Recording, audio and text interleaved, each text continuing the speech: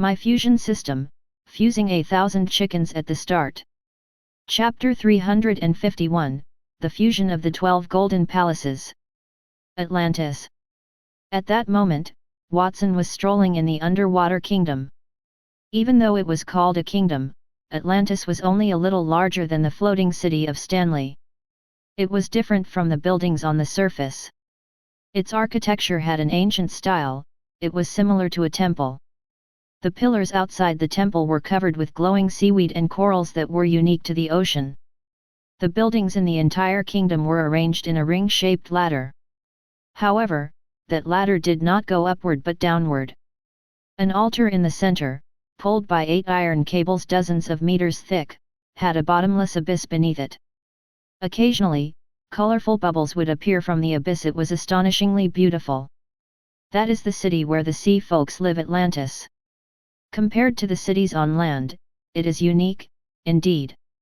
Watson stared at the buildings and sighed. A sky-blue water elemental law domain spread out beneath his feet. It covered hundreds of meters, preventing thousands of slaves from being drowned in seawater and suffocating. Poseidon and the others were floating in front of him. Then, Owen turned around with a smug look on his face and said, "Atlantis has existed for at least 1,000 years. It is obviously different compared to human cities. You can find lost magic in this place. Humans could capture our kind because there are too many of you. If they were to come here, I guarantee that they won't be able to return. I dare say that there is no other building in the outside world that is better preserved and stronger than ours." Watson smiled and did not say anything. Atlantis was indeed stronger than most human cities, but it was not at the strongest level. Mount Creation was definitely stronger than that place. When he saw the disbelief in Watson's smile, Owen pointed at a huge shell nearby and said, "Don't doubt my words. Take that ocean pearl cannon as an example. It is engraved with powerful magic. It can be used to project huge pearls that can cause large-scale damage underwater. As long as it has sand in it, the huge pearl cannon will be able to produce new pearls. Well, there is an endless supply of sand here." The shell that Owen pointed was near the city. The giant half-closed shell, which was 100 meters wide, was on a cliff at the bottom of the sea. A thick and long cannon barrel extended out from its crack. Furthermore, we have huge jellyfishes that are unique to us. If one were stung by that thing, even a gold-tier elite would be immediately poisoned to death. Even a platinum-tier elite would not feel comfortable with the poison. Atlantis has thousands of similar jellyfish guarding the kingdom. Then, Owen pointed toward the sky above Atlantis. A few luminous jellyfish that were also hundreds of meters in size slowly floated past them. Those jellyfish were like giant protective umbrellas, defending Atlantis from attacks. Their luminous tentacles floated and swayed intimidatingly. Poseidon reached out to stop Owen from boasting about their city and asked Watson a question. As a young genius, Watson must have a clear understanding of humans' power. She wanted to know how Atlantis compared to the buildings on the land. "Well, yes, some things do need improvements," Watson replied casually. His words immediately caused Owen to be displeased. Watson replied casually. His words immediately caused Owen to be displeased. "Kid, you don't know what you're talking about. If we activate the defense system, do you think you'd be able to get into Atlantis safely?" Owen looked at Watson provocatively. Watson only smiled and did not respond. It was not difficult for him to pass through the defense system with his full strength, but he did not need to reveal that. Poseidon did not continue to ask any more questions when Watson remained silent. She led them to Atlantis. "Your Majesty." As soon as they reached the city, a few mermaids patrolling with harpoons walked up to them and bowed respectfully to Poseidon. They looked at Watson and the thousands of slaves curiously. "These are my guests from ashore. They helped us to save Alice and the others. Find an empty palace in the city and drain the water with magic. Our guests can stay there." Poseidon gave her orders to the guards and then turned toward Watson. "Watson, it may take a few days to find a palace and drain the water. During that time, you can stay with us at the sea god's palace. There's no need to go through so much trouble, your majesty. Since I brought these people here, I should be responsible for their living space. Watson waved his hand and said, I need to change the environment here a little. I wonder if you would agree to that, your majesty. Poseidon nodded in agreement. What do you need to do? She knew that Watson must have thought her way was too inefficient. She would have to set up a magic circle to drain the palace and keep the seawater from submerging it again.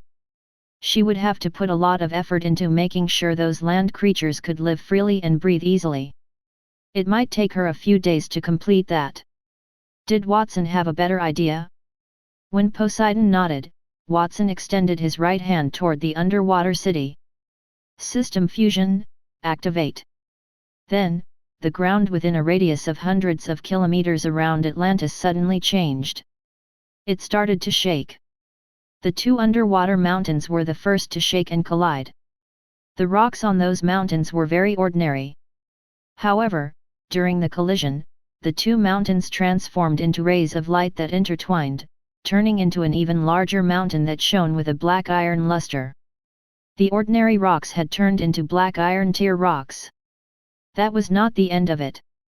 More and more mountains collided, and the black iron tier rocks gradually upgraded into bronze and silver tier rocks. Finally, they turned into golden mountain peaks that emitted a golden luster. The golden mountain peaks stood at the bottom of the water. That scene shocked everyone so much that their mouths were agape. Soon, the golden mountains continued to merge under Watson's control. The original mountains became pillars that supported the palace. Some of the plankton and coral in the water were also merged into the palace, forming a colorful dome. In just a minute, 12 palaces that spanned dozens of kilometers appeared around Atlantis. Congratulations, Master, on the successful fusion. You have obtained a platinum tier building, 12 golden palaces. Platinum tier building, 12 golden palaces. Effects: Starlight charging. Each palace is made of top tier, gold tier materials. The palace can absorb the starlight from the sky to provide energy. Water avoidance. The palace will expel the seawater and filter the oxygen. Cultivation enhancement. The cultivation speed in the palace will be increased by 100%. Self-healing. When the palace is damaged, it will absorb the energy to recover. Additional effect: 12 palaces array. Each palace can release starlight to activate a peak gold tier magical array to fight the enemy. The magical array can be combined to unleash a platinum tier power. As the 12 golden palaces were created, star charts appeared on each palace. One had the image of two fishes with their heads and tails connected, and one was a huge water bottle. Then, specific information about each palace before Watson. I'm not dreaming, am I? Owen rubbed his eyes and looked at the newly created 12 palaces. Those 12 palaces together were not any smaller than Atlantis. Watson's disdain toward Atlantis made him a little angry. When he realized that Watson wanted to create residences for the slaves, he had already planned to mock the youth if it were not good enough. However, he was dumbfounded when he saw the new palaces. Are those palaces real? Poseidon was also shocked. Her legs dissipated in a swarm of light and turned into a sky-blue fishtail. She swayed as she quickly arrived in front of the nearest palace with a dome flashing with the Capricornus star map. She extended her hand and touched it. The cold touch reminded Poseidon that everything was real. The palaces are now completed, and it's enough for thousands of people to live in them. It's even enough for their friends and family. However, just the palace is not enough. We should build a passage between each palace and the city of Atlantis so that the land creatures can move freely. Watson waved his hand again and activated the system fusion. However, he did fuse the terrain, but the ubiquitous seawater. Congratulations on the successful fusion, Master. You have obtained a gold tier special structure, the Rainbow Bridge. 12 massive rainbow-colored bridges appeared in the direction of the palaces, with Atlantis as the center. Well, to be precise, 12 rainbow-colored pools of seawater had appeared. The seawater flowed continuously to form a bridge. Effects: spatial teleportation. Entering the rainbow bridge can instantly reach any location on the bridge. Attraction of sea beasts. The rainbow bridge will attract the creatures in the ocean. The creatures that absorb the rainbow bridge's seawater will automatically become the bridge's guards. Additional effects: aurora. The rainbow bridge will always emit a gentle light, illuminating the depths of the ocean. This is a success. Watson clapped his hands. Suddenly, he noticed that the people around him were looking at him with bizarre expressions. "Don't look at me like that. This is a piece of cake for me." A piece of cake? That was the reason it was so scary. Everyone had similar thoughts about that. If Watson had spent a lot of effort to build those palaces and bridges, they would not have said anything about it. They were shocked because Watson had done it so easily. He had built 12 palaces that were as great as Atlantis. If Watson were serious, he could create something amazing. Chapter 352, The War Between Humans and the Sea Tribe. Have you heard? Her Majesty met a human guest outside of Atlantis, and he had only spent a few minutes building 12 palaces. He even used seawater to build more than 10 rainbow bridges. I've heard. Apart from that human guest, Her Majesty also brought thousands of slaves from the floating city. Previously, humans had always captured slaves from the Sea Tribe. This is the first time the Sea Tribe has brought back human slaves. I'm going to take a look at those palaces. They say that the magnificence of those palaces is not inferior to the most magnificent palace in Atlantis, the Sea God Palace. I'm going to see if the rumors are true. I'm going to. Bring me along. Those were the conversations of many of the sea folks in Atlantis. It had been almost an hour since Watson constructed the 12 golden palaces.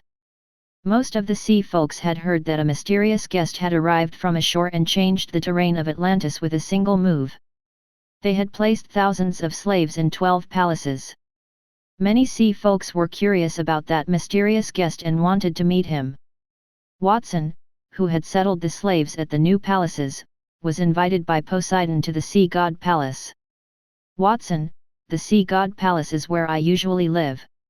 It might not be as good as the palaces you built, but I hope you can make do with it." Poseidon's tone was much more polite than when she had just brought Watson to the bottom of the sea. Watson looked at the scenery inside the Sea God Palace. The interior was mostly made of purple coral. Whether it was the bed or the tables and chairs, they were all made of high-quality purple coral. The walls around the palace were inlaid with pearls and gemstones. The palace was filled with seawater. All kinds of fish swam among the corals, making it seem very quiet. "Brother Watson, let me show you my room. There's an empty guest room next to my room. You can stay there." After entering the Sea God Palace, Alice's legs had turned back into a sky-blue fishtail. She swayed her fishtail gently and went to Watson's side.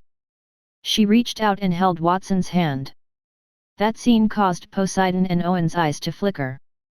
They wanted to say something, but before they could say anything, a guard with a harpoon suddenly rushed in from the outside.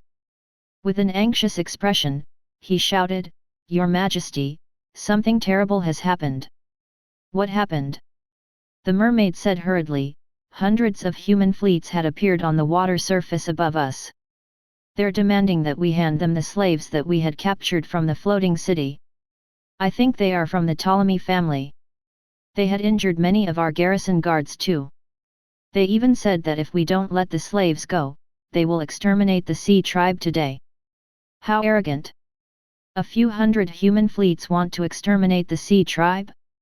Ignore them. Tell garrison guards to retreat to Atlantis.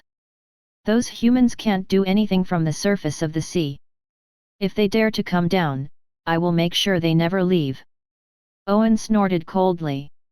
"I'm sorry, Watson. Go for a stroll with Alice in the Sea God Palace. I will check out the situation on the surface." Poseidon apologized to Watson and left with Owen. In an instant, only Watson, Alice, and Elena were left in the sea god palace. Watson looked thoughtful. As far as he knew, the sea tribe had 3 platinum tier experts, and the strongest person in the Ptolemy family was only at the peak of gold tier. If it were not for fear of the Holy Dragon Kingdom, people from the floating city would have captured many more sea folks. The sea tribe would have attacked in retaliation and destroyed the floating city. Watson thought for a while and felt that the Ptolemy family was probably bluffing. He did not worry too much and followed Alice to the mermaid princess room. Along the way, Alice excitedly introduced her life in Atlantis to Watson. "Brother Watson, my mother has never let me go ashore before. I once snuck out and picked up an extremely beautiful conch by the sea.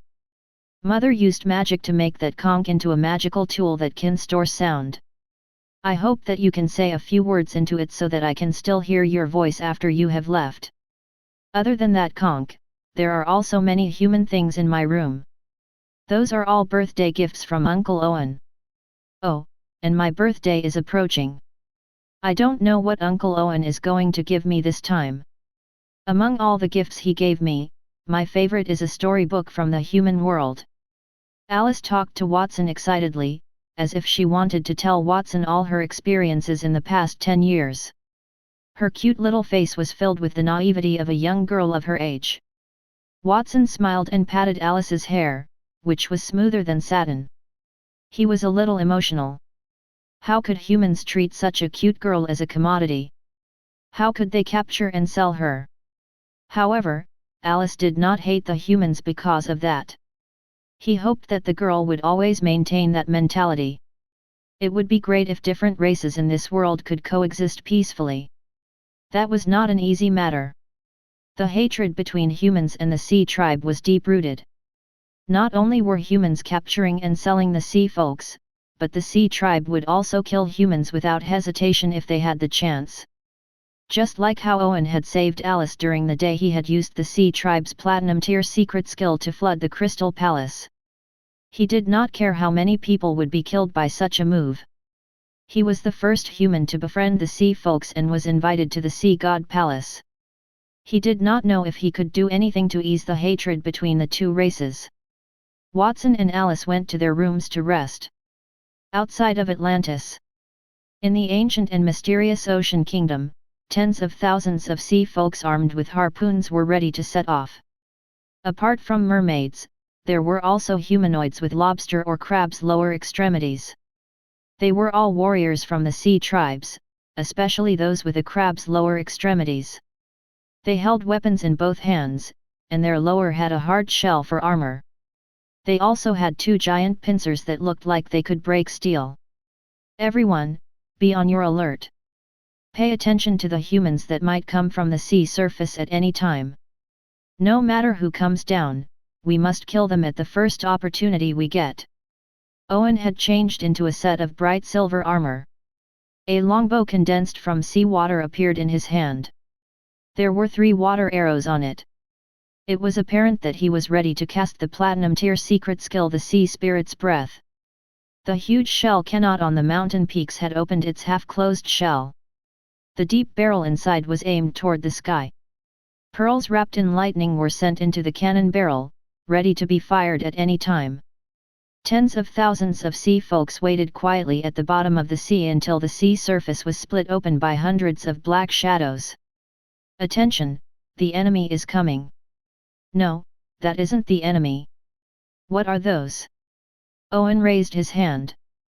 He was about to order the sea folks around him to attack, but he realized something was wrong. Those were not the human soldiers he expected to cut through the sea's surface and enter the seabed. Instead, they were huge metal boxes that were several meters in perimeter.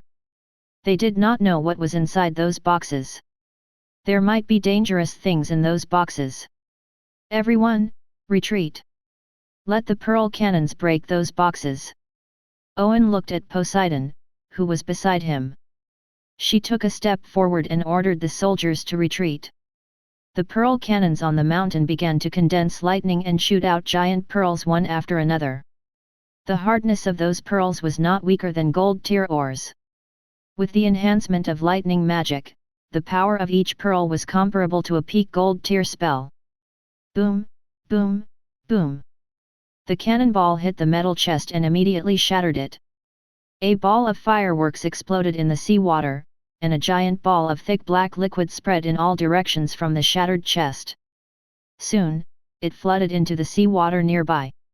What is that thing? A marine warrior with a crab body was curious.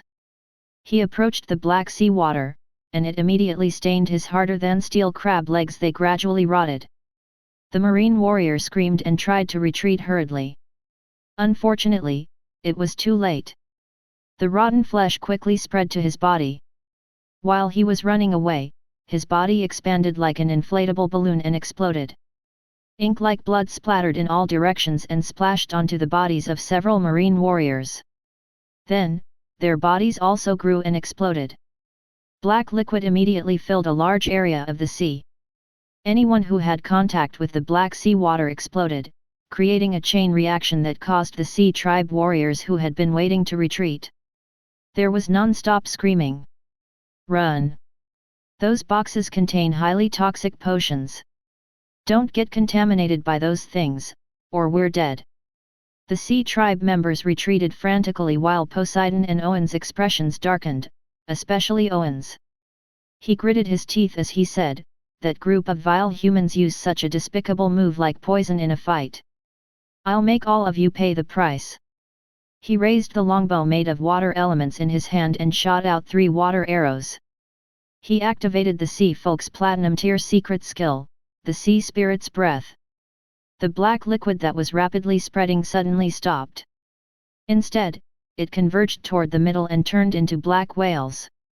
Hundreds of whales that were dozens of meters long carried millions of tons of seawater and rushed toward the surface of the sea. Chapter 353, Antonio made his move. Among the hundreds of ships docked on the surface of the sea, the leader of a sizable gold-tier ship, Casey, saw the pitch-black scene below in the deep water. He swallowed his saliva and turned to Daniel beside him. He said, "Father, it's not good to throw poison into the sea, right? Those potions are gold-tier poisons that we spent a lot of money to buy from the black market. 1 drop can kill an elephant, and we've brought tens of thousands of bottles of that poison. With so much poison, we might pollute the sea. And the lake priest is connected to the sea. Even if we kill the sea folks, the floating city will suffer too." The name of that poison was Black Plague. It was a poison that was very effective against living creatures. Any living creature infected with that poison would explode into black blood if they were not at least gold tier. Then, they would infect the next target. It was not wise for humans to fight against the sea tribes in the ocean, but poisoning them was different. Even if those poisons could not kill all the sea folks in the ocean, they could force them out of hiding. Those sea tribes had no chance of winning if they were to face humans whose numbers were 10 times more than them. "Casey, you didn't have any pity in your heart when you killed women so cruelly. Why are you worried that the seawater is polluted? If you're so worried, then go home and stay put. You know that you're still grounded. Father has been merciful to let you out." Mike, who was standing behind Daniel, mocked him. Among the 3 Ptolemy children, only Lana was not there. At that moment, Mike looked at Casey with disdain because he had already heard from his father that Casey was not the one who saved the floating city. Instead, he suspected that Antonio's disciple had disguised himself as Casey and did all that. However, Mike had already guessed that his good-for-nothing brother had been decadent for more than 20 years, so how could he become so powerful? However, he was still a little uneasy. He was worried that his brother was ready to explode in one fell swoop to eliminate him and take the position of the future head of the family. He had been concerned when he was summoned back to the mansion. He only heaved a sigh of relief when he heard the truth from his father. Unfortunately, that made him even more disdainful toward Casey. It was not his contribution, yet Casey had claimed it so effortlessly. He did not even hesitate to give an autograph to others to prove that he was a true hero. As a result, the Ptolemy family could not refute the matter even if they wanted to do that. He would laugh if that got their family into trouble. Eldest brother, what do you mean? Who harmed other women? I have no idea what you're talking about. Casey's eyes flickered, and he defended himself with a guilty conscience. He knew that his family knew what he had done, but he could not accept it if they said that in public. Did his brother not care about his dignity? The contempt in Mike's eyes hurt him deeply. His brother had been good to him just half a day ago. He did not even dare to speak harshly to Casey. It felt refreshing. However, the situation had reversed in just a few hours.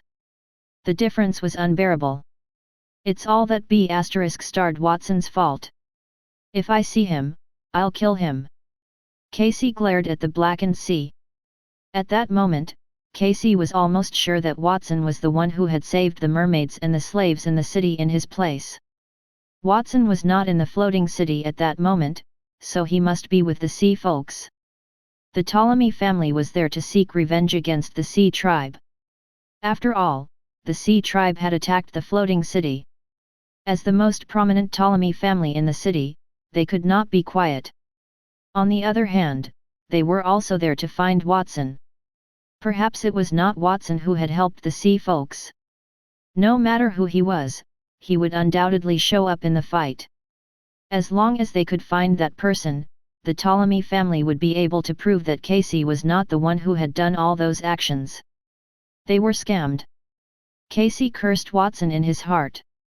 He wanted nothing more than for Watson to appear in front of him immediately.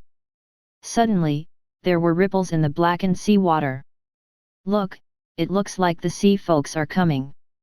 It's just as Lord Daniel has predicted, those sea folks won't be able to hold on for long. Silver and gold tier elites were pointing at the sea surface with relaxed expressions. Daniel had brought elites from his family and transferred soldiers from some of their family's affiliations. There were more than 100 gold tier warriors, thousands of silver tier elites, and countless bronze tier warriors. They would have no problem dealing with Atlantis if the city were not underwater. At that moment, the Black Sea water turned from ripples into surging waves that were hundreds of meters tall. Black whales dozens of meters long carried the highly toxic sea water rushed toward the ships. Protect Lord Daniel. When those black whales appeared, hundreds of gold tier elites immediately rose from Daniel's ship. Those elites included warriors, mages, archers, and priests. There were more than 20 of them in each class. The distribution was very uniform. The warriors released their combat aura and stood in front of the two young masters to protect them. Mages chanted spells to raise the sea into a protective barrier to block the black whales. As for the archers, they drew their bows and nocked their arrows. They fired a series of shots at Owen to prevent him from returning to the sea. The priests collectively cast the God's Blessings spell to enhance their companions' abilities. Under the cooperation of hundreds of gold tier elites, the black whales that Owen summoned finally disintegrated before they could hit Daniel's ship. On the other hand, the other vessels were unprotected. So, the black whales rammed into them with millions of tons of seawater. The men's bodies were stained with the poisoned black seawater and then exploded into black pus. Owen's furious attack had killed hundreds of people, but that was only a fraction of the entire troop. It did nothing for Daniel. On the other hand, because hundreds of people had died, the poison in the seawater became even denser. D***MN humans, die. The sea tribe's platinum tier secret skill, the sea god's finger. He waved his arms, and the sea water under his feet continued to rise before turning into a wall of water to block the arrows. Owen roared. The sea under his feet immediately turned into a vast vortex.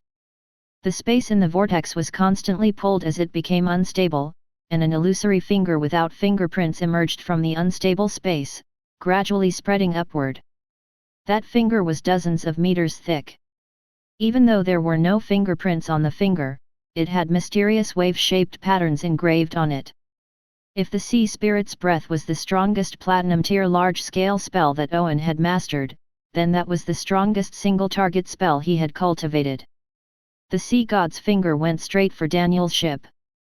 More than 20 gold-tier mages were responsible for releasing the protective shield, and they spat out mouthfuls of blood before they fell to the floor. Their protective shield was like a piece of fragile paper for the sea god's finger. It broke almost immediately. The 20 warriors in front of Daniel were even more miserable. Some of them were crushed into meat paste because they were too close to the finger. The finger could poke a hole in the sky, let alone a mere small ship. Owen was happy when he saw Daniel and the others were about to be crushed by the finger. Daniel took a handkerchief and wiped his subordinate's blood on his body. He said unhurriedly, "Master Antonio, I'll leave the rest to you." Swish! In an instant, the world seemed to have come to a standstill. A massive door made of layers of light wheels appeared in the sky.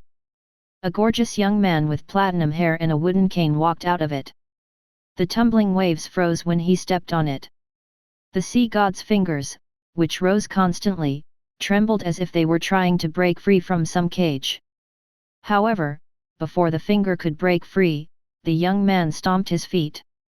The sea god's fingers, which could poke a hole in the sky, began to collapse, inch by inch, until it dissipated into nothingness. Owen, who had also come to a standstill, coughed the moment the sea god's fingers dissipated. He spat out a large mouthful of blood and looked at the man in the sky in horror.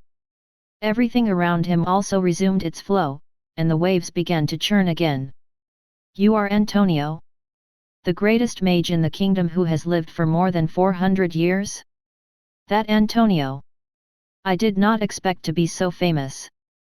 Even the sea folks know me." Antonio descended from the sky and came to Daniel's ship. The huge light wheel behind him gradually disappeared. "Master Antonio." Daniel bowed respectfully. "I had planned to ask Mike to invite your disciple to our family to participate in the trial, but he could not find your disciple. I suspect that the sea folks had captured him. Please kill the sea folk elite so that we can get to Atlantis to save your disciple. We will help you. Well, we can go to the bottom of the sea. But if he is really there, then there's no need for me to save him." Antonio stroked his non-existent beard and chuckled. Daniel's expression changed. "Master Antonio?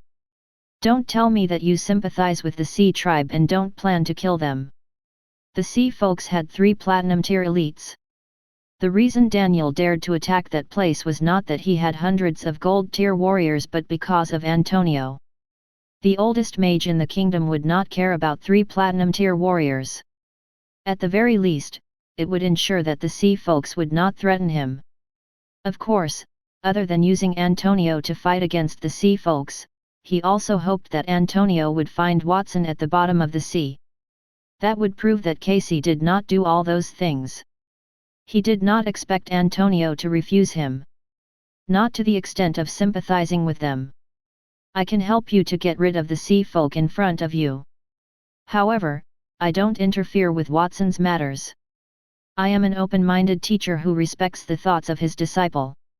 Antonio was still smiling amiably. He raised a finger toward Owen in the distance. "Platinum tier peak water elemental spell, myriad arrows, heavenly river flash." Chapter 354, The Sea Tribe Healer. Along with Antonio's voice, the already violent surface of the sea became even more violent. Balls of pitch-black seawater evaporated, condensing into black clouds that turned into a black rain of arrows with lightning swirling around them. The rain of arrows was too dense, each arrow exuded an aura that was no weaker than a peak gold-tier weapon, causing everyone to hold their breath. Owen's face was filled with despair as he faced tens of millions of arrows, each comparable to a peak gold-tier item, and was made of highly toxic seawater. He could not resist it. He could not even escape, let alone withstand it. That is the strength of the greatest mage of the human kingdom. Owen smiled bitterly and closed his eyes. As the #1 warrior of the sea folks, he had always been unconvinced of the elites from the land kingdom. The greatest mage in the kingdom could try to fight him underwater, they could see who would survive in the end. Unfortunately, he had met Watson, the freak, and then Antonio. The pride in his heart had been shattered to pieces. In the face of those two people, he would only be blasted to smithereens no matter where he was. Owen was prepared to meet his fate with the highly toxic seawater. However, the intense pain he had expected did not come. He opened his eyes. The black rain of arrows had flown over his head. It passed by him and landed on the surface of the sea thousands of meters away from him. After bombarding the wrong place, Antonio saw that the sea's surface beneath his feet had become much clearer. He pretended to be regretful and withdrew his hand.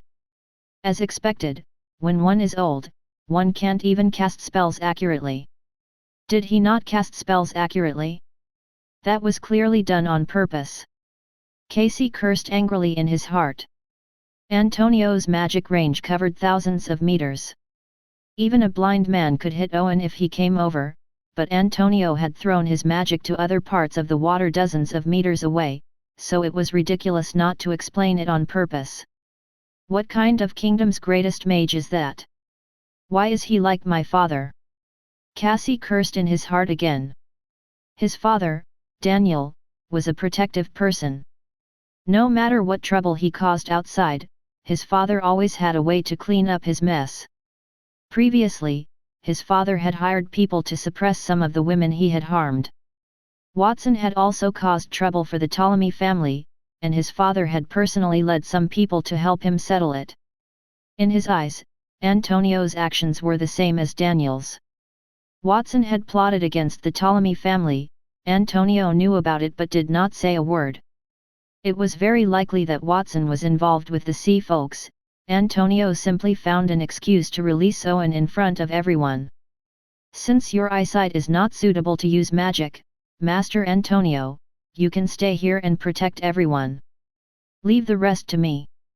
You can still protect us, right? Daniel was also outraged, but he still showed an amiable expression and asked Antonio politely. Antonio grabbed his walking stick and narrowed his eyes. It's not difficult for me to put up a protective shield. Don't worry.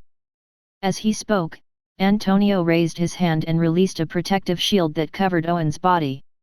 It instantly broke through the dark sea surface that had become much fainter and disappeared into the seabed. Many guards on the ship wanted to say something, but they did not dare to say anything. They did not think as much as Daniel. In their eyes, Antonio might have really lost his mind. He could even place a protective shield on the enemy, which worried them about their own safety. However, given Antonio's identity, they could only endure. Only a small number of people could see Antonio's real intention and fell into deep thought for a moment.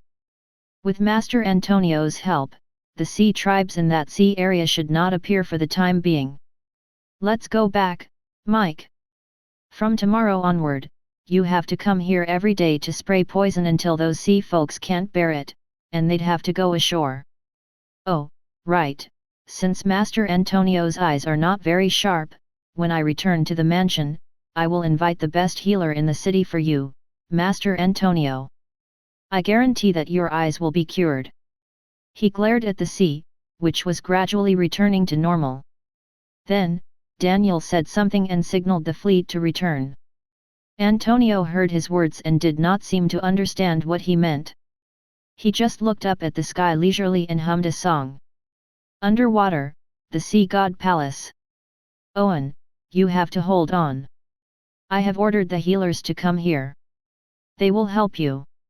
Poseidon held Owen's hand with a worried look on her face. Her beautiful eyebrows were tightly locked together. Owen lay on the coral bed in Poseidon's room in the sea god palace. The coral bed was covered with glowing ribbons. They were gently pressed onto Owen's wounds to prevent them from bleeding. Don't worry about me, Poseidon. He coughed. Owen's pale face forced a smile. He wanted to say something, but suddenly he sat up and coughed violently before he vomited 2 large mouthfuls of blood that scattered into the surrounding sea water. Owen. Poseidon quickly supported Owen's body.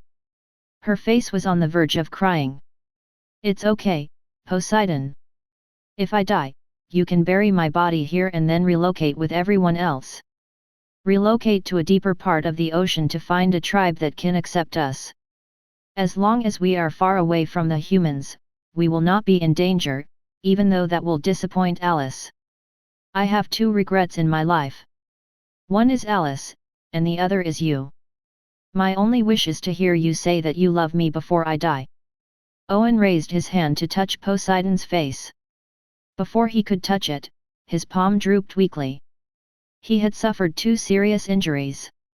One was when he was fighting Watson. He was hit by the invincible fist. Even though it was a simple technique, the indomitable will in the invincible fist made his blood boil.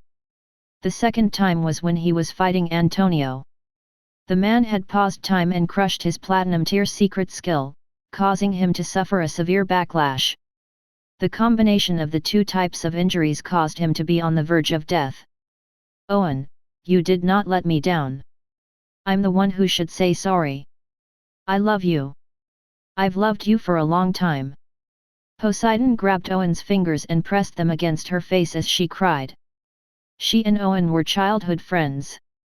She knew that Owen had liked her since she was young, but it was a pity that she had fallen for another person.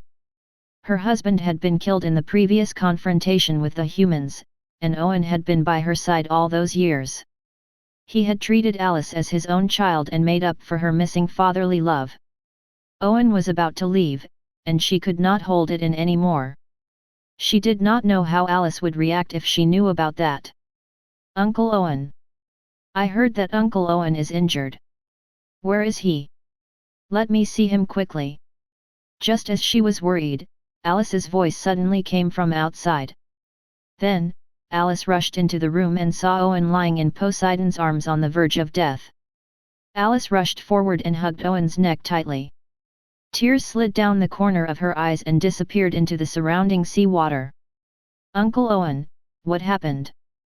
Don't leave me, don't die. I won't let you die. Alice, I know how you feel, but your Uncle Owen is not dead. If you continue to press on him, he might die. Watson had also followed Alice into the room and glanced at Owen. What? Is Owen really dead? But he just... Poseidon was stunned. She wanted to say that Owen's palm had fallen when he was in the middle of speaking. Was that not a sign of death? Ahem. Before she could figure it out, Owen coughed and opened his eyes. He glared at Watson. It was apparent that Owen had not died. He had only pretended to be dead to listen to the truth about his beloved. Watson ignored Owen's angry stare. On the contrary, Alice was very excited. She let go of the hand wrapped around Owen's neck and smiled through her tears. So Uncle Owen is fine. That's great. I can't say that he's fine. He's fine now, but he'll die later, Watson added. What? Alice walked up to Watson worriedly. She reached out and tugged at the corner of his shirt. She pleaded with him. Brother Watson, please save my uncle. Even though Uncle Owen has caused you a lot of trouble previously, I hope you won't mind and can help heal him. If you can cure Uncle Owen, I'm willing to do anything you want me to do. That ignited Owen's anger. What do you mean I've caused a lot of trouble? Alice, whose side are you on? Watson, you annoying brat, there's nothing for you to do here. Go wherever you want to go. One moment you're saying that I'm not dead, the next moment, you're saying that I'm not going to live for long. Do you think you're some kind of godly doctor? We have specialized healers. We don't need a human like you to tell us what to do. Watson shrugged in response to Owen's words. He had wanted to help Owen for Alice. However, after seeing Owen's firm request, he decided to wait for the sea folks healers to arrive. He also wanted to see how good they were. After waiting for a few minutes, the healers arrived. The leader was a beautiful woman in a white robe with 8 octopus tentacles on the lower half of her body. Her expression was somewhat gloomy. Her black curly hair floated in the sea water. She held the root of a seaweed that was as thin as a toothpick in her mouth. That beautiful lady exuded a powerful aura that was equivalent to that of a platinum tier elite. She was the sea tribe's 3rd platinum tier elite Janna, known as the Sea Holy Priest. She was also the most outstanding healer in the entire sea tribe. Chapter 355, Absolute Healing. Owen, you're so lame. You were beaten up because you went out on a trip. It seems like the 3 platinum tier sea folks will soon become 2. Janna opened her mouth, revealing a mouthful of beautiful serrated teeth. Shut up, Janna. Such venomous tongue. Hurry up and heal my injuries. If you have anything to say, wait until I'm better. Swish. Owen groaned with difficulty. The dozens of tentacles under Janna's feet immediately rose. Each tentacle held a surgical tool, either scissors or a saw, and cut down on Owen's body. Platinum tier healing technique, lingering sound of pain. The dozens of surgical tools turned into tens of thousands of phantoms, cutting over Owen's body. Owen did not seem to have changed at all, but he looked like he was in pain. Since he was a peak platinum tier elite, he had seen all of Janna's movements. Janna's arms moved very quickly. Often, the surgical tools cut through Owen's body, and before the blood could seep out, she would sew it up with a needle and thread.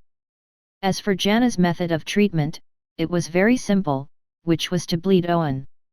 While she operated on Owen, Janna's subordinates brought a large bucket and placed it by the bedside.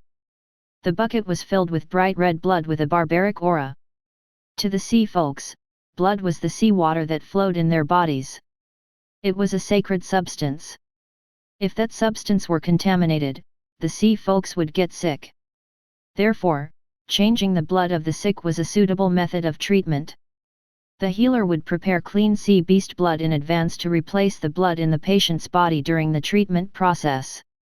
Owen, I have replaced most of the contaminated blood in your body.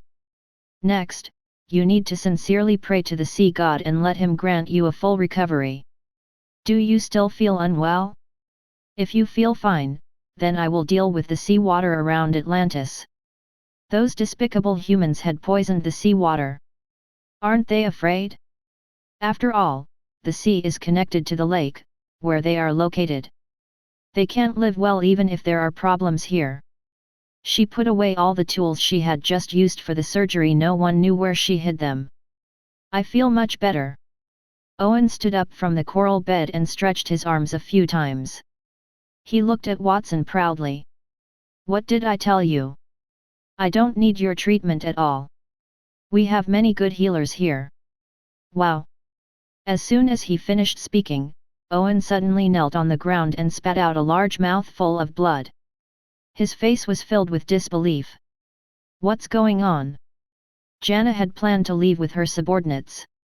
When she saw Owen's discomfort, she walked toward him and stretched a tentacle on Owen's head. Her gloomy expression changed slightly. It's not good, Owen. Your body has been corroded by a strong warrior's power and is riddled with holes. You need to change your blood, your internal organs, and your bones as well. That way, we can still save your life. However, there is a side effect. What side effect? Your strength will decrease. If you are lucky, it will only decrease to gold tier. If you are unlucky, you will be an ordinary folk from now on. Blood, bones, internal organs, those are a person's main components. If all those were replaced, would that person still be himself? Janna's words made Owen's face pale. He gritted his teeth and said, "Forget it. Just let me die like this."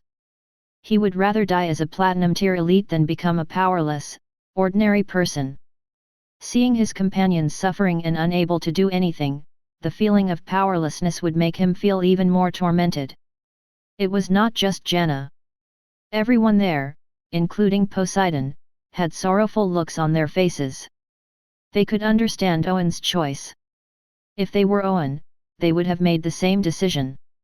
However, could they really let Owen die like that? Just as everyone was in a dilemma, Alice's voice suddenly sounded in the room. "Brother Watson, didn't you say that you have a way to save Uncle Owen? I don't know what method you're talking about, but would he be able to keep his strength? No matter what, I hope that you can try." Everyone turned their gazes to Watson. That was the first time that Janna had seen Watson. She spat out the seaweed root in her mouth and asked, "Who is this?" "He is Her Majesty's friend from ashore and also the person who saved Princess Alice. The 12 golden palaces that appeared outside Atlantis were his handiwork."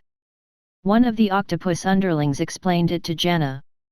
They knew that Janna liked to hide in her room, dissecting things or researching healing spells. She rarely went out and did not know much about the outside world. "So you are the person who changed Atlantis? From the looks of it, you seem to be a healer too?" Janna asked with interest. Watson only smiled. "I'm not a healer. I just know a little about that. Can you guys talk later? I'm dying." Owen's voice interrupted the conversation between the two. He looked at Watson with a conflicted expression. "Watson, are you sure you can heal me without leaving any side effects?" If not for the fact that the young man had created 12 palaces that were no weaker than Atlantis, he would not have dared to let him try it. Owen felt a faint glimmer of hope in his heart. Perhaps that youth could trigger a miracle. "I'm not sure, I can only try my best. Regardless of whether it works or not, it can't be any worse. Come on." Owen steeled his heart and closed his eyes. System fusion. Watson opened his right hand toward Owen, and several platinum-tier gods' blessings surged in his mind. Those gods' blessings were left behind by the elites who had once challenged the world transformation mirror. Before that, he had only casually used them to recover his physical strength and increase his power. He would have to fuse the blessings that had healing and recovery effects together. "Congratulations on a successful fusion, Master. You have obtained a Diamond Tier spell Absolute Healing. Diamond Tier spell, Absolute Healing can heal all injuries in the world, including external, internal, sword, poison, and so on. It can also heal the person to their peak strength." The Diamond Tier spell had appeared in Watson's head following the fusion, and he had a confident expression on his face. Owen's healing was made even easier for him by his mastery of the many spells he had learned. Absolute Healing. As he cast the Absolute Healing spell on Owen's body, the man fell to the ground weakly. His constant coughing immediately stopped. A rosy complexion appeared on his body, he could even stand up abruptly and clench his fists in surprise. "The uncomfortable feeling is gone. My injuries seem to have recovered." "Owen, are you sure that you've really recovered? It won't be the same as before, right? Where it's only temporary." Poseidon was concerned. Owen shook his head. "No, Your Majesty, I've recovered this time. Not only have I improved, but my strength has also recovered to its peak. If you don't believe me, see me run, jump, and somersault." Waving his fishtail, Owen nimbly somersaulted a few times in the sea. Everyone was confident that he had recovered. "Now, I can leave the seabed and fight against the human fleet for 300 rounds. Owen clenched his fists. A platinum-tier aura spread from his body, causing the entire sea god palace to shake. "Owen, you've just recovered from your injuries. You should rest so that you don't get injured again when you fight with others." Janna curled her lips in disdain. Her gaze landed on Watson's body and flickered. She walked toward Watson and stretched a tentacle to wrap around Watson's neck. "Your name is Watson? It seems that you are very skilled in healing techniques. Would you be interested in going to my room later to have a deeper discussion with me?" As she spoke, Janna's face moved closer to Watson's ear and blew into it. Even though Janna had a mouth full of sharp teeth and a gloomy expression, she still looked pretty good. Her actions were full of temptation. Alice, who was at the side, saw that scene and immediately ran up and pulled Janna's tentacle away. "Aunt Janna, Brother Watson is visiting me. We can't go to your room." Janna was stunned by Alice's actions. She looked at Alice and then at Watson before she revealed a look of understanding. "I'm sorry, I didn't know the two of you are in a relationship." Then, she moved closer to Watson's ear and lowered her voice. "It doesn't matter even if you're with the princess. I don't mind sharing. Why don't you think about it? Watson did not answer her. He just smiled bitterly. Watson, thank you so much. Not only did you save my daughter, but you also healed Owen. The sea folks owe you a huge favor. Poseidon walked toward Watson and grabbed his hand gratefully. Her fishtail moved very fast because of her excitement. It's okay. It's just a piece of cake. Even though the sea tribe has survived this time, if the humans from the floating city continue to poison the sea, we will not be able to resist eventually. Furthermore, the floating city is guarded by platinum-tier powerhouses. It's not rational to fight them head-on. Are we really going to move to the depths of the sea? Poseidon looked troubled. As a sea tribe that relied on the sea to live, there was a reason their ancestors built the Atlantis at the sea entrance. Humans were better at using tools compared to the sea tribes. They had a greater variety of goods and crafts that were located near the land. They had free access to the land and could come and go as they pleased to exchange products. However, the humans' widespread hunting of sea folks had resulted in a decline in trade with them. The sea tribes, on the other hand, continued to have access to human items. An illustration of that would be Alice's priceless fairy tale book. If they wanted to retreat into the depths of the sea, although it was safe, it would also cut off the possibility of communication with the outside world. Or should we hand over those slaves? I heard that the reason those people attacked us was that these slaves are in our hands. All of a sudden, one of the underlings behind Janna weakly interjected. As soon as her voice fell, the atmosphere instantly changed. Some of the sea folks looked at Watson with sparkling eyes. They felt that the humans were to blame for their predicament, but they did not dare to target Watson because he had healed Owen. Plus, if those slaves were to leave, then the 12 golden palaces would be theirs. We can't do that. Watson gave us these slaves. He is our benefactor. How can we do that to him? Unexpectedly, the first person to stand up for Watson was Owen. He said, furthermore, the slaves were just an excuse for these humans. They are asking for slaves now. When we hand over the slaves, they might ask for treasures again. The greed of humans will never disappear. Therefore, we have to nip this in the bud. For example, destroy the floating city. Chapter 356, Watson's New Trial. When Owen mentioned the destruction of the floating city, his eyes were filled with the flames of revenge. His words shocked all the sea folks, and they began to discuss it worriedly. Can we really destroy the floating city? Even if we can do it, the floating city is an important part of the Holy Dragon Kingdom. What if the kingdom is angry and sends a large number of troops to destroy us? Owen waved his hand. Destroy the floating city. I didn't say kill everyone in the floating city. I mean to kill their leader and then turn the remaining humans into slaves and bring them back here. We can let those human slaves make the necessary things for us, such as porcelain, tea, and silk. We can kill those who won't obey us, just like what they did to us in the past. With those human slaves, we can move Atlantis to the deeper parts of the sea and obtain the necessary resources. Then, we won't need to be afraid of the kingdom. His words were full of charisma, and it was not a terrible plan. Many of them were moved. Owen turned to look at Watson. Watson, I did not treat you very well before because you are a human. But you saved me, and I apologize for my past rudeness. Even though you're a human, you're a respectable one. I hope you can help us with the attack on the floating city. You've seen all the evil that those despicable humans have done to us. As long as you help us, you'll be a member of the Sea Tribe from now onward. I'll convince Her Majesty to let you marry Alice.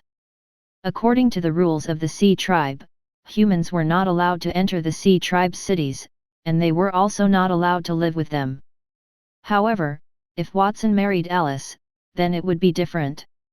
She was the future Sea Emperor, and if he married her, Watson would be equivalent to the tribe's royalty, one of their emperors. He could also change his race from a human to a member of the Sea Tribe.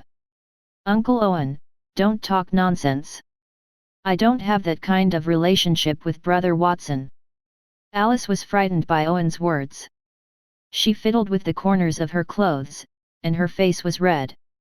Alice, as someone who has watched you grow up, how can I not understand your thoughts? Owen shook his head. He looked at Watson with a sincere gaze. What do you think, Watson? Are you willing to agree to my request? If you agree to it, you can also bring your family and friends to live in the 12 golden palaces that you've just created. From then on, we can live a carefree life under the sea. Owen felt that the conditions he gave were excellent. He would let Watson be the tribe's emperor, and he would let him bring outsiders into the sea tribe. Owen had broken so many of their rules, but he felt that Watson was worth it. Judging from the fact that Watson had instantly created 12 huge palaces and was able to heal a condition that even Janna would find difficult to cure, Owen knew that the young man was a rare talent. If he could join the sea folks, their strength would increase by many folds. Alice and Watson's children would also have great genes. They would be geniuses. The sea folks might replace the humans to be the largest race in the world. Watson thought for a moment before he shook his head. Thank you for your kindness, but I can't accept that. Owen's expression darkened. You're not satisfied with such generous conditions? Then what do you need from us? Unless you have a problem with living with the sea folks. Alice, who was at the side, also clenched her fists. She looked at Watson with some worry, as if she was afraid that Watson would reject her. That has nothing to do with race. It's just that I have many relatives and friends. The 12 golden palaces might not be able to fit all of them. Furthermore, I came to the floating city just for a trial. After the trial ends, I will head to the royal city to attend school. I'm very grateful for your offer, but allow me to apologize for I can't accept it. Watson, are you kidding me? I can understand you saying that you want to go to the royal city to study. But having so many family and friends that the palaces can't fit all of them? It's bad to lie. I'm not lying. If you don't believe me, I can take you to see my home. Forget it. We're not in the mood. Watson, if you're not willing to help us, then please leave. We don't want to have an unstable factor by our side while we're at war with the humans. Owen's expression turned completely cold. Since Watson rejected his generous offer, it proved that Watson's heart was with the humans. There was nothing more to say. Uncle Owen, I believe in Brother Watson's character. He will not do anything to harm us. Please don't chase him away.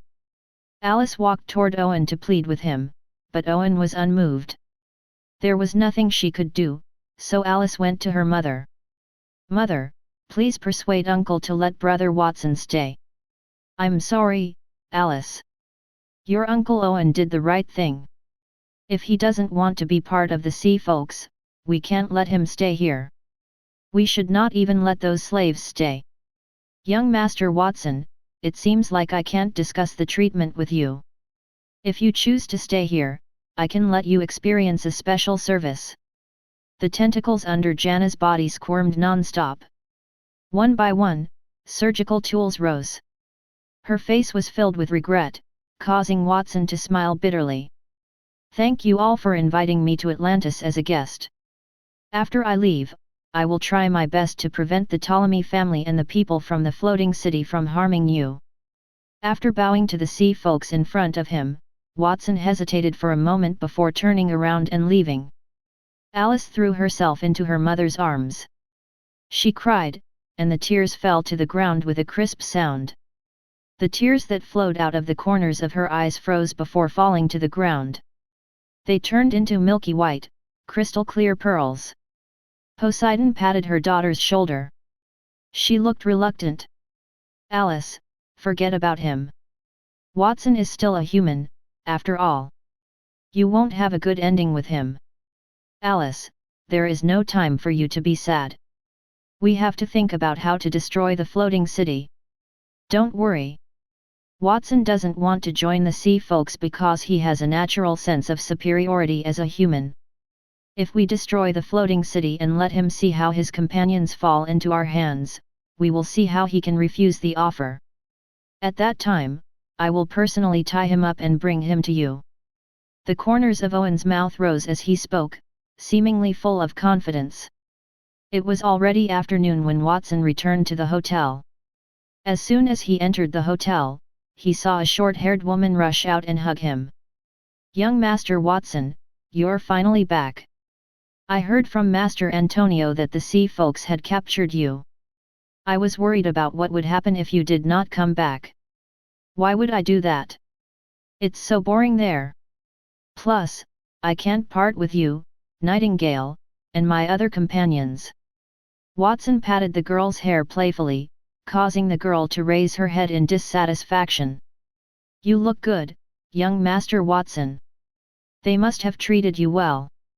I heard that most of the sea folks are beautiful women. Did they serve you?"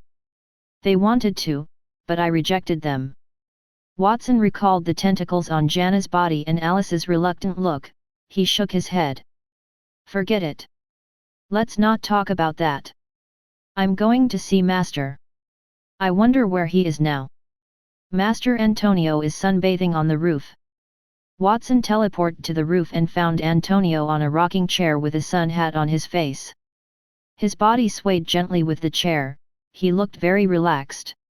"Master." Watson bowed respectfully toward Antonio. "Watson. You're finally back.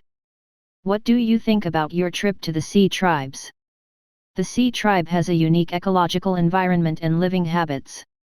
Many of their places are different from the land, but there are many similar places. But, I only had one thought after leaving the Sea Tribe. Why can't humans and the Sea Tribe coexist peacefully?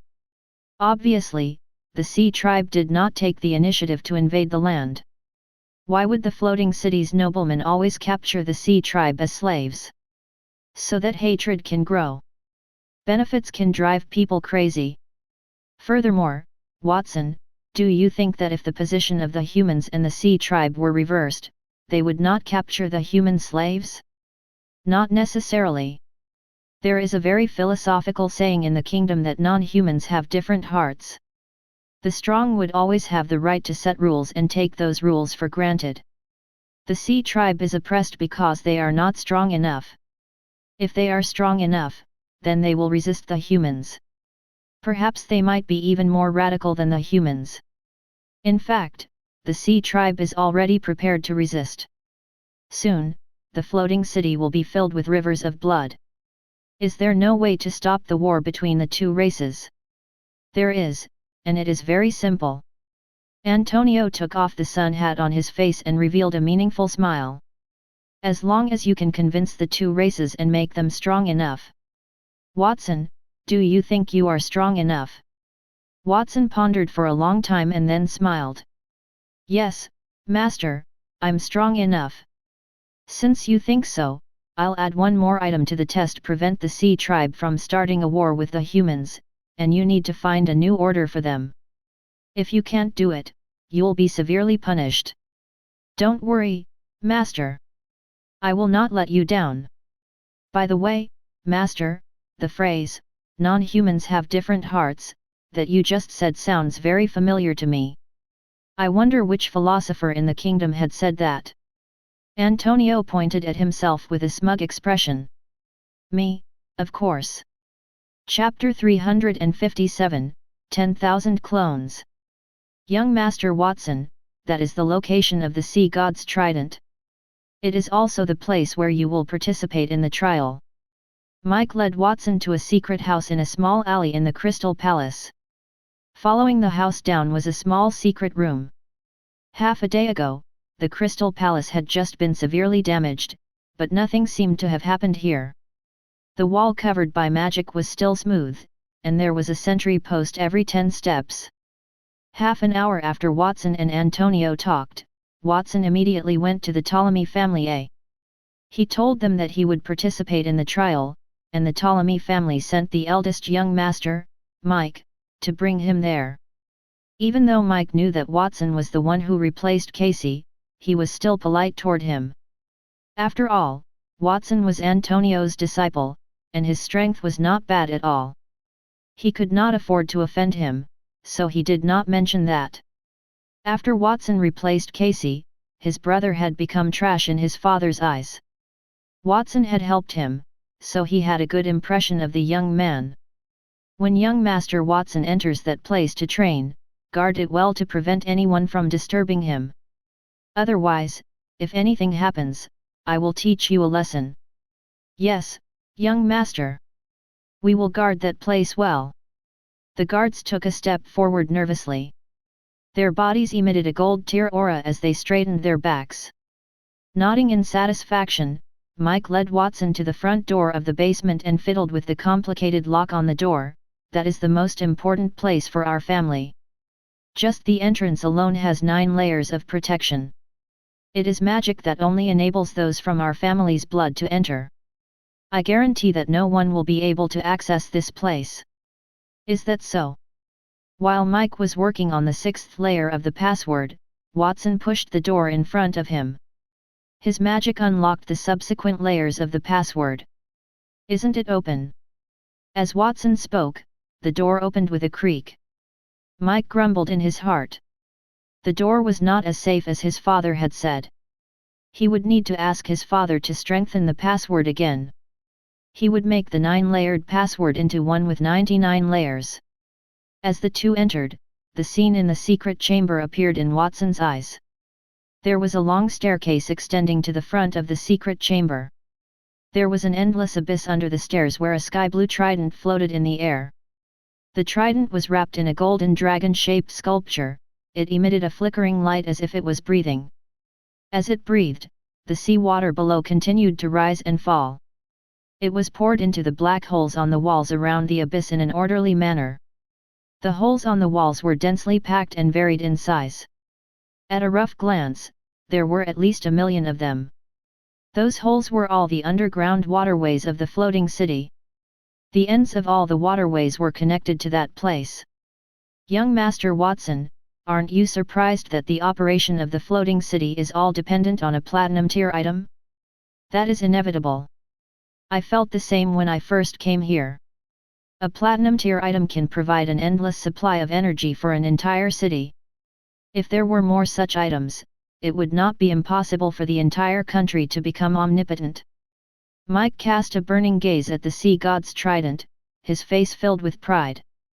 The Ptolemy family had a platinum tier item that could change the environment of the kingdom.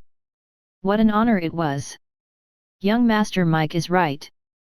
Platinum tier items are indeed very powerful, especially that of sea god's trident. It's even stronger than an ordinary platinum tier item. Watson nodded, and the specific information of the sea god's trident appeared in front of him. Platinum tier item, sea god trident, imitation, dot. Effect, this item is an imitation of the real sea god's trident. It only has part of the functions of the original trident. Water flow creation, can create seawater out of thin air. Elemental decomposition, can decompose the controlled seawater into minor water elements. Sea god's wrath, summons the projection of the sea god, causing platinum tier large-scale damage. Tyrant's breath, sets up a thunderstorm vortex in the sky, making it impossible for birds to pass through. Additional effect, body sensing, there is a connection between the fake sea god's trident and the real one. The host will be alerted when the distance is close. This sea god's trident is actually a replica, but it has powerful functions. It's hard to imagine what the real one can do. Watson sighed in his heart. He heard Mike beside him say, "Young Master Watson, I'm going to take that sea god's trident away next. I'll have to trouble you to complete the trial on behalf of the sea god's trident. During that period, I'll stand guard at the side. If you have any questions, you can call me." "Okay." Then, Mike walked to the edge of the steps and chanted a spell over the abyss below. Soon, the trident was triggered by the sound of the spell. It shook and stopped the flow of water from the hole in all directions. It began to fly to the top of the abyss, where it fell into Mike's hand. The moment he held the trident, Mike could not suppress the excitement on his face. He was like an emperor, but he quickly suppressed that emotion and carefully inserted the trident into a protruding stone platform not far from the steps. At the same time, he made a polite gesture to Watson. "Young Master Watson, please." Without hesitation, Watson jumped into the abyss. As he floated in the abyss, he immediately felt countless requests coming from the caves in all directions. Some were requests from the city gates for him to open the gates and release the water. Some were requests for him to change the river course, and some were requests for fishermen to bathe at home. He hoped that he could provide warm bath water. Those requests were transformed into commands that instruments and magic could understand. They entered his mind, causing his brain to buzz. The sea god's trident usually handles so many things without making any mistakes. Such computing power is truly terrifying. As expected of a platinum tier item, Watson activated his magic according to the request in his mind. A huge water elemental law domain spread out under his feet. At the same time, Watson used the ability to serve his words. The water elements in the air gathered spontaneously and condensed into 9 thick water dragons that wrapped around his body. The water dragons' bodies separated into thin streams of water and entered different caves on the walls. Initially, he was not very familiar with the flow of water in the city. After all, the city was his body here, and the water flow was also his body. Some problems that he would not normally encounter when casting magic were also revealed at that moment. In the bathroom of a fisherman's house in the floating city, the fisherman's wife was taking a shower in the bathroom when she suddenly screamed. What happened? The fisherman immediately rushed into the bathroom and saw a shocking scene. The water pipe in the bathroom seemed to come to life as it twisted randomly on the wall, and water was 10 times larger than before gushed out of it. A few goldfish appeared along with the water flow, turning the bathroom into a pond. In another place, a few children were sprinkling their feet on the fishes in a pond in a certain aristocrat's manner. They laughed incessantly when the fishes fought for the food. Then, the water in the pond suddenly began to decline. Together with the fishes in the pond, they flowed toward the pipe and disappeared within a few seconds. At the west gate of the floating city, the gate was slowly opening. The guard who opened the gate had just signaled for a merchant fleet to sail out. The water current pushed the ships that were supposed to leave the city quickly. However, they were pushed back by the current outside the gate, causing the vessels to crash into each other. The noblemen on the ships scolded their subordinates as their subordinates defended themselves. Such a scene was not uncommon in a floating city at that moment. Watson was, after all, a human. It was difficult for him to process millions of different pieces of information simultaneously without making any mistakes. That Watson is a monster, right? Mike guarded the sea god's trident and looked down along the stairs. He clicked his tongue discreetly when he saw the 9 giant dragon-shaped water balls that surrounded Watson and the empty water currents that kept entering the surroundings. Before he left, Daniel had explicitly told him that if Watson had any problems during the trial, he should immediately replace Watson with the sea god's trident to maintain the city's stability. However, Watson had already started to supply energy to the city for a few minutes. There were no guards outside to report the problem. Obviously, what Watson had done was not too big of a problem. If he was not a monster, then what was that? It was shocking enough to see Watson's energy could support the entire city. While Mike was lamenting, Watson closed his eyes to improve the energy supply to the city. The energy contained in my body is enough to provide the functions of this city and even far more than that. However, I am unable to provide energy perfectly. In the past, when he made a move against the enemy, he always let his energy rush out in one direction. Even though it was powerful, it lacked change. However, at that moment, he had to split his energy into thousands of strands. Those thousands of strands of energy might have different directions, and after a certain transmission distance, some of the energy in different directions had to gather. Such a complex change forced Watson to make use of all the knowledge in his mind. He had previously absorbed a large amount of knowledge from the cultivators in the underground maze. After he had fused that knowledge, he had transformed it into the Einherjar and several diamond tier abilities. For example, the invincible fist. However, that did not mean that he had utterly digested the knowledge in the Einherjar's body. Usually, he needed to think for a while before doing something.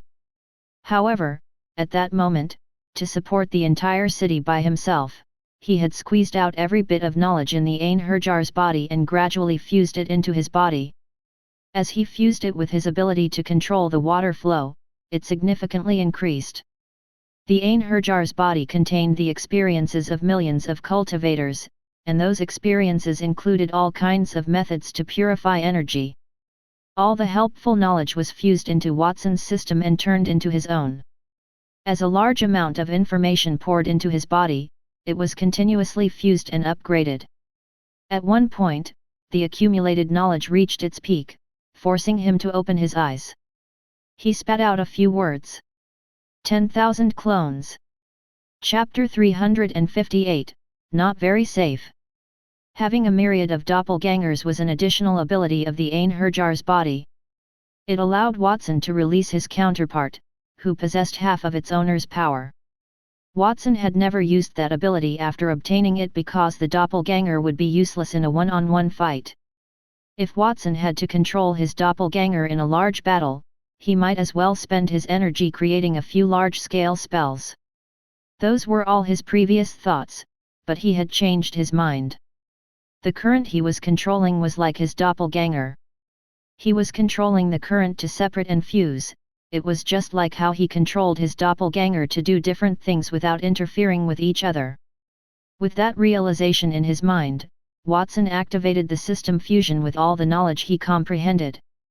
Congratulations, Master, for successfully fusing the battle techniques in your mind. After digesting all the experience, the Einherjar body's extra ability has evolved. Advanced version of the clones, Water Soldiers. Ability: with just a drop of water, you can create your own water elemental clone. The water elemental clone can be fused into a giant to fight against enemies, or it can be dispersed into countless tiny consciousnesses to exist in other people's bodies. The host can obtain the clone's 5 senses. Following the evolution of the tens of thousands of clones, Watson's eyes had changed. They looked as if covered with a layer of gauze. It no longer had the unique youthful clarity. Countless symbols of knowledge flashed randomly within. At the same time, he used the ability to turn water into soldiers. The water elements shot out from his body were all covered with a wisp of his consciousness. Through that wisp of consciousness, he could feel the water currents transported to different places through various channels where they went and what they did. A woman was taking a bath in the bathroom of a nobleman's manor in the floating city. The warm water splashed on her plump body. It made her moan. Why is the water temperature so comfortable today? There's almost no need to regulate it, and the water flow is just right. At the west gate of the floating city, the boats that had been slapped back because of the improper control of the water currents had already adjusted their positions. The waves pushed at a moderate speed that enabled them to leave the city.